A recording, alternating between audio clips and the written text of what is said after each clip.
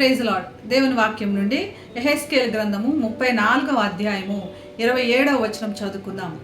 ఫలవృక్షములు ఫలములిచ్చును, భూమి పంట పండును, వారి దేశములో నిర్భయముగా నివసింతురు. నేను వారి కాడి కట్లను తెంపి వారిని దాసులుగా చేసిన వారి చేతిలో నుండి వారిని విడిపింపగా నేను యెహోవానై ఉన్నానని వారు తెలుసుకుందురు. మనల్ని ఒకళ్ళు మార్గదర్శకంగా ఉండి మన చేయి పట్టుకొని నడిపించాలని మనం ఎంతో కోరుకుంటాం. ఆ విధంగా ఉన్నప్పుడు మనకు మార్గము చాలా సులభంగా ఉంటుంది.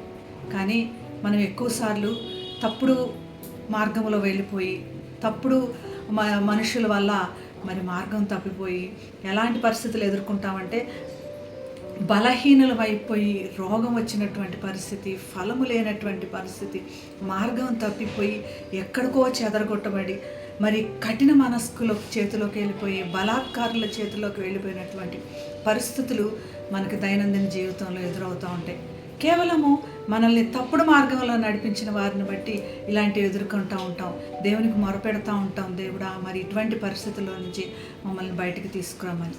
దేవుడు ఒక మంచి కాపరిలాగా నేను మీతో ఉన్నాను, నేను మంచి కాపరిలాగా తిరిగి మిమ్మల్ని తోడుకొని వస్తాను, చెదిరిపోయి ఉన్నారు మిమ్మల్ని తీసుకొని వస్తాను, మీ గాయములు కడతాను, మిమ్మల్ని మంచి స్థలంలో భద్రంగా ఉండే స్థలంలో పెడతాను అని దేవుని వాక్యం ద్వారా తెలియపరుస్తున్నాడు.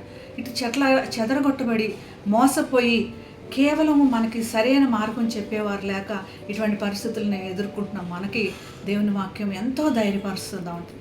దేవుడు ఏం చెప్తున్నాడంటే మిమ్మల్ని తోడుకొని వస్తాను, ఇంకెప్పుడూ కూడా మీకు మరి అభయముగా ఉంటాను, మీకు భయం కలిగే పరిస్థితులు ఉండవని.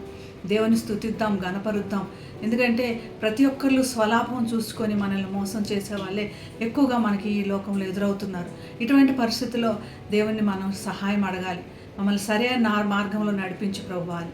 దేవుడు మనకి ధైర్యం ఇచ్చి మంచిగా ఫలములు ఇచ్చే పరిస్థితి దయచేస్తానంటున్నాడు.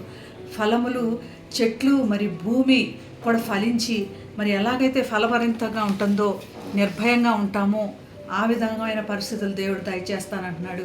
అటువంటి కృప దేవుడు మనందరికీ దయచేయని కాక ప్రార్థన చేసుకుందాం.